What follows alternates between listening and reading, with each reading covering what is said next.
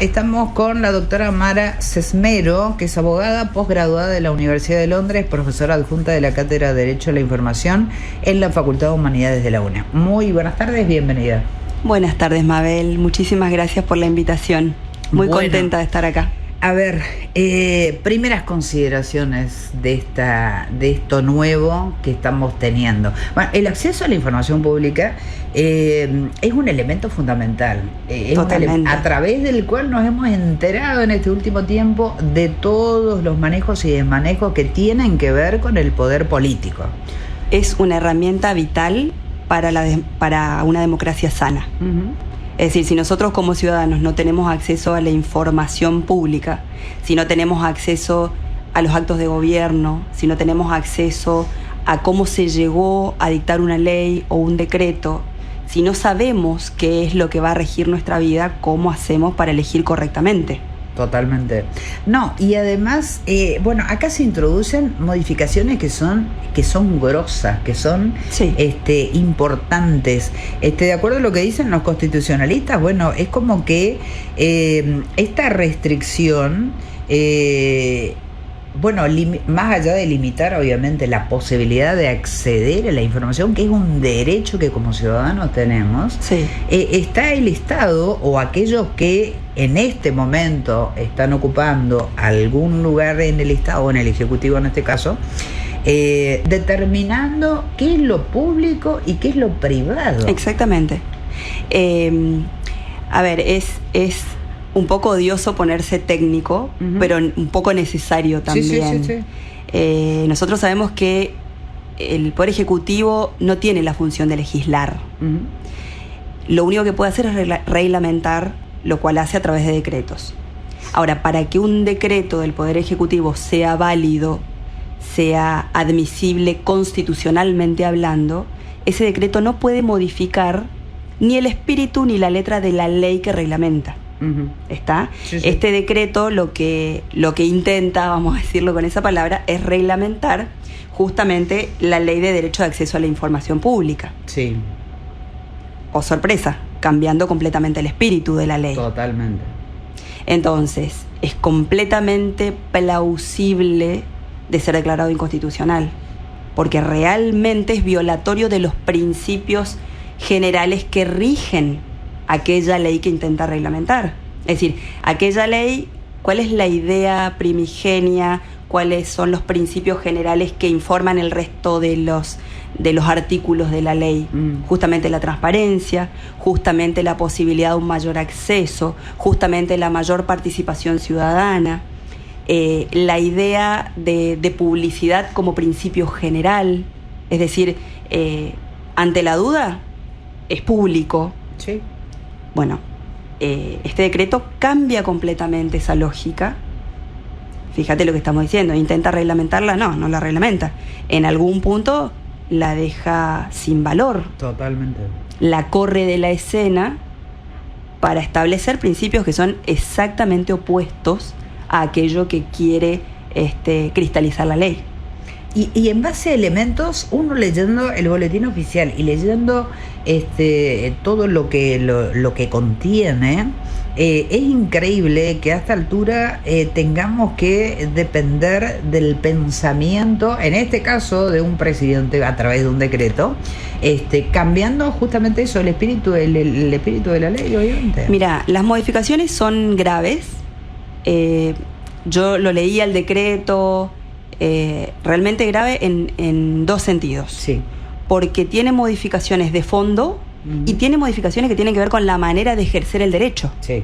Entonces, grave desde muchos puntos de vista, ¿no? Es decir, por ejemplo, saca de la idea de la posibilidad de acceder públicamente a información, dice el decreto, relativa a la vida privada. Ahora, un funcionario tiene una línea bastante... No digo que no tenga derecho a la intimidad, ¿eh? Sí, o sea, eso es un derecho constitucional que tenemos todos los ciudadanos, inclusive el presidente, obviamente. Ahora, también es cierto, la Corte lo estableció por doctrina en el caso Ponseti de Balbín, las personas públicas y sobre todo las personas que se dedican o que tienen cargos públicos tienen un ámbito de intimidad mucho más restringido. Sí. ¿Por qué? Porque muchas veces su vida privada influye en su accionar público también. Ujú. Entonces, a ver, por caso, ejemplo, ¿no? Lo que todos sabemos muy bien, que es lo que se está investigando. Muy razonable. Exactamente, respecto de lo que pasó con el expresidente y su expareja. Obviamente pasó nada más ni nada menos que en Olivos. Entonces, ¿cuán privado es ese acto?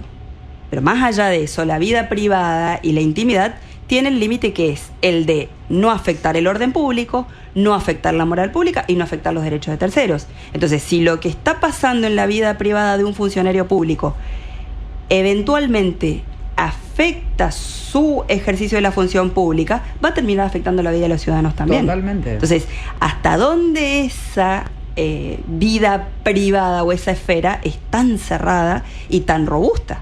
No, y hasta qué punto una persona, llámese presidente, tiene derecho a determinar qué es lo que se puede hacer y qué es lo que no. Pero por supuesto. Hablando del caso del expresidente Fernández, más allá de los inconvenientes con su expareja y que es un tema grave porque es un tema de violencia de género y todo lo demás, es un año donde el sillón de Rivadavia fue muy vapuleado. Vapuleado absolutamente. Lo hemos tristemente visto, desgraciadamente. Sí.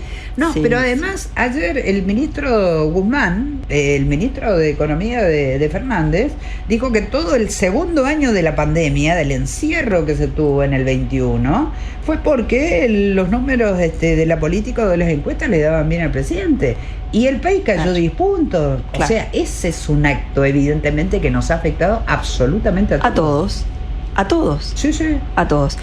Otras cuestiones, ¿no? Por ejemplo, el estatus de información clasificada. Sí. Establecieron un periodo específico ahora. La información estatal puede tener ese estatus por 10 años. Y llegado el final de esos 10 años, el organismo puede revisar y establecer nuevamente el estatus de clasificado. O sea que hay información que puede ser clasificada sine die en este país. Sí. Entonces hay archivos que no se van a abrir y por lo tanto delitos que no se van a descubrir, situaciones que no se van a poder resolver, cosas que van a quedar ahí congeladas. Eso para la vida de un país democrático es inconcebible. No, absolutamente. Y perdemos la dimensión de república. La Exacto. república es el lugar donde estos tres poderes que tenemos Exacto. funcionan controlándose uno al otro. Exacto. Entonces acá se avasalla todo. Vos sabés que hay un principio constitucional, que es el del artículo 1 de la Constitución. Al establecer la forma republicana de gobierno, lo que establece es, entre otras cosas, como un, digamos, principio básico, la publicidad de los actos de gobierno. Claro. Entonces, yo, ¿qué le voy a tener que decir a mis estudiantes del año que viene cuando arranquemos el cuatrimestre? Bueno, esto con el decreto del presidente está como, quedó difuminado, ¿no? Sí, sí, sí. A ver, Y publicarán lo que quieran y cuando quieran. Estamos hablando de la violación no a uno, a varios Sí. principios constitucionales, que es muy grave. Y algo relativo al ejercicio puntual del derecho, que para mí es completamente novedoso, porque establece la posibilidad de que exista abuso en el derecho al acceso a la información, pero eso es algo que Increíble. yo no pensé que lo iba a ver. No, realmente. Y aparte ahora, para poder acceder a la información pública, hay que poner, cosa que no está mal, pero nombre y apellido, quid. No, algo peor. Sí, Objeto de la solicitud. claro, ¿para qué? Grave. Y eso es puntualmente uno de los principios generales de la ley que este decreto reglamenta, decía que eso de ninguna manera podía ser solicitado. Es decir, la información pública es pública, yo la puedo pedir Claro. simplemente porque la quiero pedir. No necesito aclarar con qué objeto la pido. Ujú. Fíjate hasta dónde estamos cambiando el espíritu de la ley. Es decir, estamos hablando de algo, es un oxímoron total, digamos, ¿no? No, sí. Una ley de acceso a la información en la cual te restringen el acceso. Porque, ojo, puedes estar abusando del derecho a acceder, por Dios. Eso es increíble. Y lo dice el decreto, ¿eh? Lo dice. Sí, está explícito. El organismo puede determinar en qué casos son tan reiterados los pedidos que ya constituyen un abuso del derecho.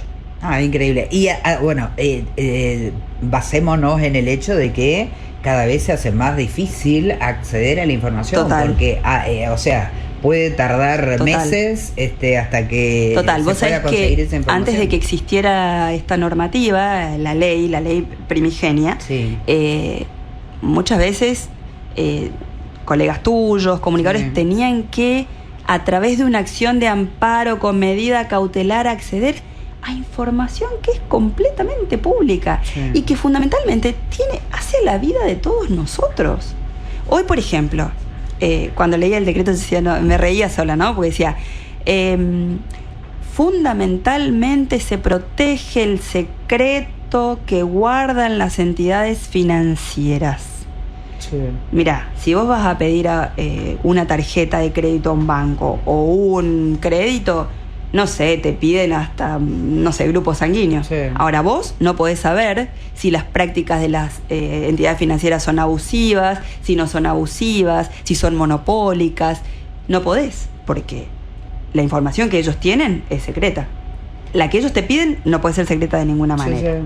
O sea, la nuestra no, nosotros estamos, obviamente. Obviamente. No, cuando en el mundo se están abriendo absolutamente todo, o sea, el mundo está abriendo los enlaces, las conexiones en lo que tiene que ver con el tema financiero, por el tema de la droga, por el tema de un montón de cosas.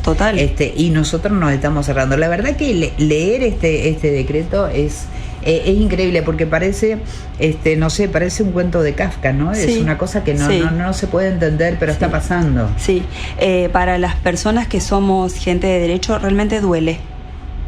Porque vivimos en un Estado de Derecho, gracias a Dios, tenemos herramientas, pero, a ver, este decreto, como el decreto que dictó allá por enero, si no se declara la inconstitucionalidad a través de una sentencia específica de algún ciudadano que pueda acreditar un perjuicio real, este decreto va a estar vigente, ¿eh?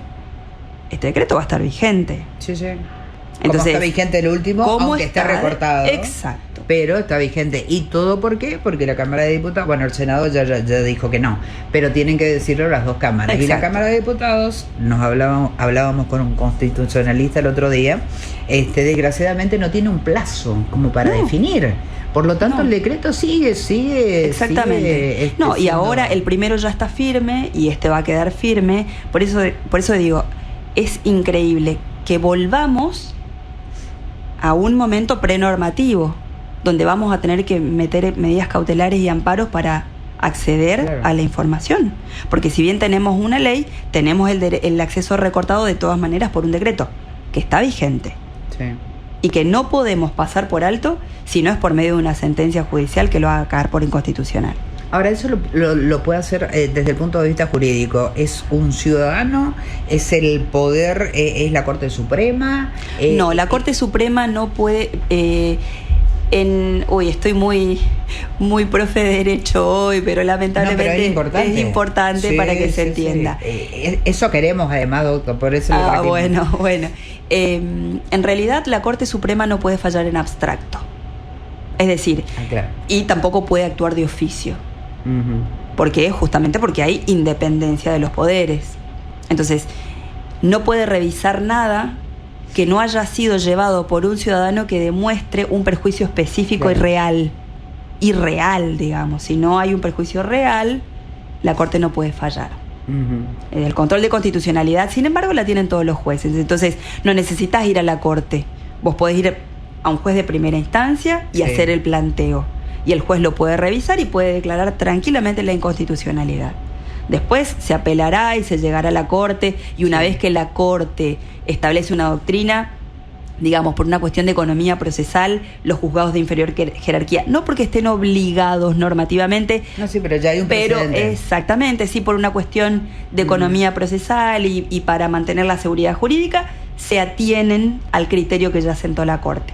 Pero cualquier juez de primera instancia puede declarar una inconstitucionalidad y podría tranquilamente declarar la inconstitucionalidad del decreto, siempre y cuando algún ciudadano la solicite, siempre y cuando pueda demostrar un perjuicio real. Una afectación real. Una afectación real. Ahora, mientras tanto, como en la serie, ¿no? Mientras tanto, este decreto está, una vez publicado en el boletín oficial, está vigente, marchando, está vigente. Total. Y mientras tanto, decíamos, esto tiene afectaciones de fondo. Esas afectaciones de fondo, ¿cuáles más serían, además de las que ya contamos? Mira, también tenemos una cuestión concreta que es el trabajo previo y las deliberaciones previas a cualquier acto administrativo. Es decir, vos hoy solamente podés acceder al acto o resolución administrativa final, pero no a los trabajos ni a las deliberaciones previas. O sea que ya cuando está concretado el solamente. Como dicen los futboleros, con el resultado puesto. Claro. Entonces, nada, pienso, ¿no? Yo leía el decreto y decía, bien. Entonces, por ejemplo, no podríamos tener acceso a las deliberaciones de comisión de la legislatura, por ejemplo, o a las investigaciones que hacen los diputados previo a tratar un proyecto de ley, o a las discusiones que se hayan hecho hasta llegar a ese proyecto, porque son deliberaciones previas y porque son trabajos previos a los cuales ya los ciudadanos no tenemos acceso. Entonces vas a tener una ley que no sabes, cayó de allá, de no sé, un platillo volador, y no sabes ni por qué la tenés, ni de dónde vino, ni a qué responde. ¿Y cómo se formuló y cuál es el debate que se produjo? Exacto. Que es lo que ahora podemos ver en directo, afortunadamente, en las distintas condiciones. Ver en directo por suerte, de nuevo, los poderes son independientes. Sí. Cada uno ejerce la función que le corresponde y ninguno puede inmiscuirse en la función del otro. Yo, como mujer de derecho, siempre confío en que eso se va a sostener así, y confío que los demás poderes van a hacer lo que tengan que hacer para evitar que se degrade nuestro ordenamiento jurídico. Que te digo, Mabel, es de avanzada, Sí. Es de avanzada. Nuestra Constitución y nuestras normas son de avanzada. Tenemos no solamente una Constitución liberal, políticamente hablando, digo, no entro acá, no quiero banalizar conceptos de progresismo ni nada. Estoy hablando desde el punto de vista de la idea del liberalismo político. Es una Constitución que establece como ley suprema de la nación garantías y convenciones que realmente son de avanzada. Entonces, leer esto es una mancha negra en nuestro ordenamiento jurídico. Totalmente. Es realmente una mancha en nuestro ordenamiento jurídico. Totalmente. ¿Y qué otros? El artículo 14 reconoce también el derecho a publicar las ideas sin censura previa. Sin censura previa. Claro. También. Pero más bien porque la imposibilidad de acceder es una forma de censura indirecta. Claro. ¿No? Porque la censura directa, todos sabemos muy bien, es prohibir o revisar una publicación, un material publicable previo a la publicación. Pero cuando vos no podés acceder a la información, ya te están censurando antes de ejercer el derecho. Es una censura indirecta. Sí. Pero, de nuevo, es un ataque profundo. Profundo a la democracia, va como a las bases democráticas. Eso es lo grave. Porque la información es un pilar de la democracia. No, totalmente, porque nos influye directamente. Pero más bien. Yo creo que lo que tenemos que entender es eso, que todas estas restricciones influyen, nos influye directamente en nuestra vida del día a día. O sea, no hay que tomarlo como algo lejano, ni como algo que no tiene que ver con cada uno de nosotros, porque sí nos afecta directamente. Exactamente. Es como cuando votamos diputados nacionales o senadores nacionales, que la gente no le da mucha bolilla. Exactamente. Y están definiendo nuestro futuro a través de las leyes que hacen. Totalmente. Con esta lógica, con la lógica de este decreto, no se hubiese publicado ni se hubiese investigado lo de el expresidente, por ejemplo. No, sí, nada, ni lo de los cuadernos, ni lo de Chicone, ni lo de... Hablo de ese porque es justo claro, el que tiene que ver con algo de la vida privada. Supuestamente privada. Exactamente. Claro, pero estaba en ejercicio de funciones el expresidente y estaba en los lugares institucionales, en la Casa Rosada o en la Quinta de Olivos, que son lugares que nos pertenecen a todos los argentinos. Exacto, porque todo lo que sucede ahí, directa o indirectamente, afecta la vida de todos nosotros. No, totalmente. No, y escuchaba ayer, increíble, porque supuestamente, bueno, ya parece una parodia, pero aparentemente esta reglamentación surge porque se le preguntó o se le exigió al presidente ver cómo se estaban alimentando los perros. Algo de los perros. Es una cosa increíble. Ese tema de los perros, ¿no? Pero, a ver, yo te diría que inclusive eso es una anécdota bien armada para explicar algo que es muy grave. Sí. Porque esto va más allá de los perros. No, por supuesto. Porque el secreto de las entidades financieras, el secreto de la unidad de investigación financiera, la posibilidad de mantener clasificada información sine die, la posibilidad de hacer lo que quieras con tu vida privada aún siendo una persona pública, no tiene que ver con los perros, ¿eh? No, obviamente, pero digo, casi como que el punto en el que se estaban basando tenía que ver con eso. Una cosa totalmente banal, sin banalizarla y dándole la importancia que tiene, obviamente, a todo esto. Justamente en un momento en que lo financiero es fundamental y vital en nuestro país en este momento. A ver, siempre estoy pensando viene todo el el blanqueo, tiempo, ¿no? Viene el blanqueo también. Exactamente. Vos pensás que con la lógica de este decreto no nos hubiésemos enterado que se va parte del oro del banco. De los lingotes. Bueno. Sí.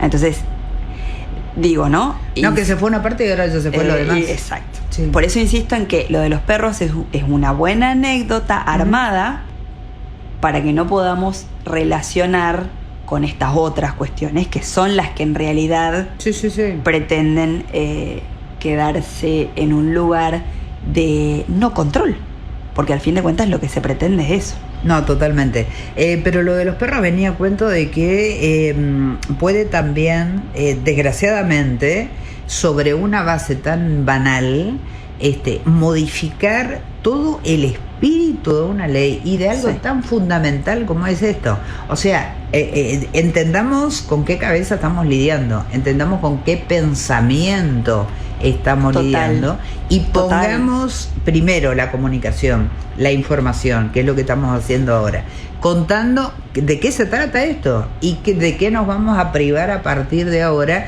y en tanto y en cuanto este decreto continúe vigente. Y en esta línea que hablas, que me parece re interesante explorarla y pensar las lógicas que están manejando las situaciones, porque por un lado estamos restringiendo derechos de fondo, ejercicios de derechos, y por otro lado en podemos decir cualquier barbarie y no tener consecuencias, porque nos merecemos tener derecho a la libertad de expresión.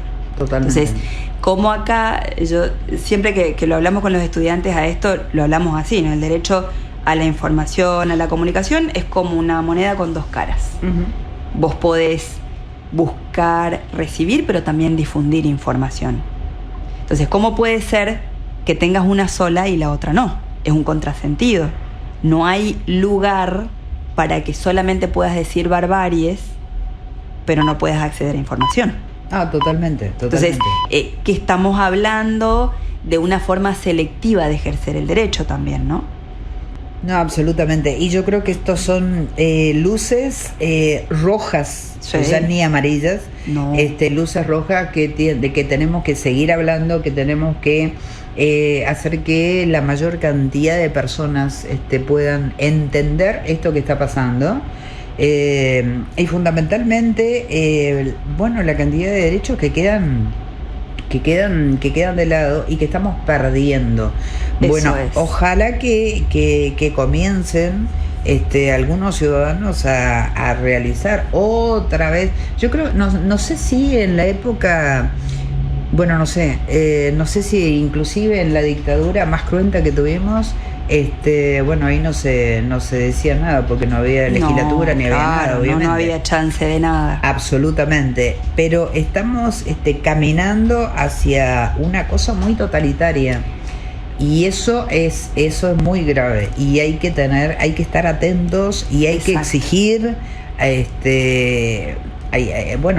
nuestros legisladores, que en definitiva son los que tienen... Porque además es esto que vos decís, ¿no? Los totalitarismos empiezan así. Sí. Salvo que haya un golpe de Estado, digamos, pero la gente que llegó al poder democráticamente y después se configuró en un totalitarismo, en una autocracia, empezó de esta manera. Sí. Llegó por el voto popular, pero después fue en pos de la protección de los derechos de las mayorías, cercenando derechos, y es como aquel cuento de la ranita que le van poniendo, ¿no? El agua caliente hasta que la no terminan hirviendo, pero en el medio no se dio cuenta. Bueno, esto es así. Así empiezan, ¿no? Las autocracias, restringiendo derechos que primero parece una restricción necesaria, después ya te parece que bueno, por el momento que estamos pasando, pero ya va a pasar. Cuando te das cuenta, en vez de lograr la progresividad de derechos, que es lo que busca cualquier Estado liberal moderno, estás teniendo una regresión clara de derechos.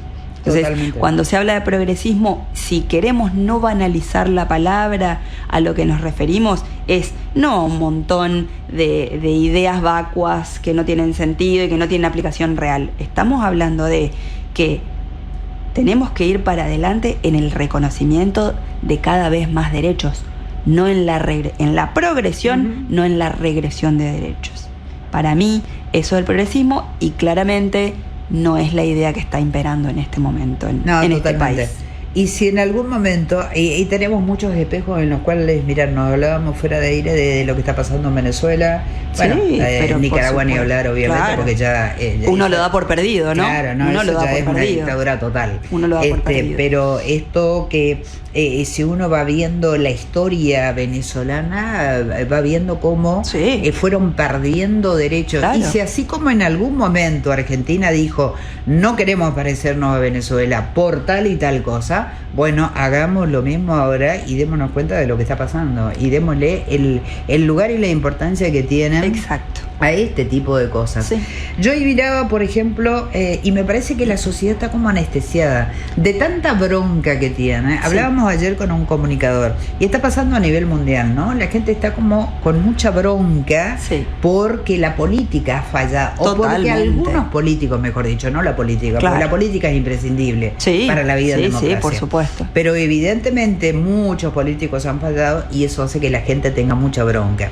Están como anestesiados. Hoy veía el tema de, se le saca el subsidio al AMBA, por ejemplo, cosa que nosotros ya hace muchísimo que venimos pagando, así que no nos afecta. No es un problema para nosotros. Claro, pero les preguntaban a las personas y muchos decían, bueno, no sé, la verdad que ni me enteré, y no sé hasta cuándo, y bueno, voy a ir en colectivo hasta que pueda, hasta que tenga el dinero. Totalmente. O sea, es como que está pasando todo y estamos ahí. Y bueno, es como un y bueno constante, claro, ¿no? Es una, no sé, es como una, no sé si es una desesperanza o qué, pero hay que comenzar a, no agitar, pero hay que comenzar a despertar a la gente. Yo creo que hay que comenzar a pensar y a estar alertas y también a incentivar el pensamiento en los demás, el anestesiado del que vos hablás. Sí. Y bueno, con tranquilidad, y hay que tratar de sacudirlo y sacarlo de ese estado y tratar de pensar con esa persona, porque sí, el riesgo es grande, porque además con tanto problema político en todo el mundo, la idea de democracia está en riesgo en todo el mundo. Sí. No es que solamente pasa en América Latina, está en riesgo en todo el mundo. Hay unas avanzadas en todo el mundo en ese sentido, Y bueno, es grave. No, siguen la extrema grave, derecha, ¿no? avanzando. Claro, Ganaron claro. en Alemania hace 2 días. Exacto. Pero es importante. Lo que me parece a mí, y por eso estas charlas son interesantes, y por eso podemos tener en la radio de la universidad este tiempo para hablar, informar y contar esto, es que tenemos la obligación de tener, a través del conocimiento y de la información, ir formando más ciudadanía. Tenemos que ser más ciudadanos. Exacto. Tenemos que dejar de ser meras personas que van a votar, porque la democracia no es eso, no es ir a votar cada 2 años. Y abonarnos con la idea también de la ciudadanía. Pero claro. Hacernos cargo y abonarnos. Totalmente. Y solamente tendremos más ciudadanía a través del conocimiento. No hay Así otra. es. Otro tema, ¿no? Para otro día. Otro tema, ciertamente. Bueno, la verdad que ha sido un gusto, doctora. Mara Sesmero, la última consideración suya con respecto a esto. No, agradezco el espacio. Y como vos decías, me hago completamente eco de tu idea en ese sentido. Hay que tener el momento, el tiempo, hay que hacerse el espacio. Todos estamos con problemas, a todos nos tenemos que ajustar de una manera o de la otra, pero eso no puede cegarnos como para entender que hay un mundo afuera en el que también vivimos y que también condiciona nuestro día a día. Entonces despertarnos un poco, despabilarnos. Es tiempo de que salgamos un poco del letargo. Así que nada, creo que estos espacios son muy buenos para eso. Así que te agradezco. No, por favor, a usted. Y darnos cuenta de que con esto estamos perdiendo derechos. Así, lisa y llanamente. Lisa y llanamente. Estamos perdiendo derechos. Lisa y llanamente. No, nadie puede definir qué es privado, qué es público. Nadie puede definir hasta dónde se puede o como decíamos, cuál es el objeto de... No, es el acceso a la información pública. Exacto. Nada más y nada que menos. hoy lo define la agencia. Y esas palabras también, no, uno Nos se queda retrotraen. ¿qué va a hacer eso? Sí, Claro. totalmente. ¿Qué va a hacer eso? Bueno, doctora Sesmero, muchísimas gracias por estar acá. Seguiremos hablando porque Por supuesto. esto recién comienza. Así es que Muchas quedan muchas gracias. cosas para hablar. Gracias. Gracias.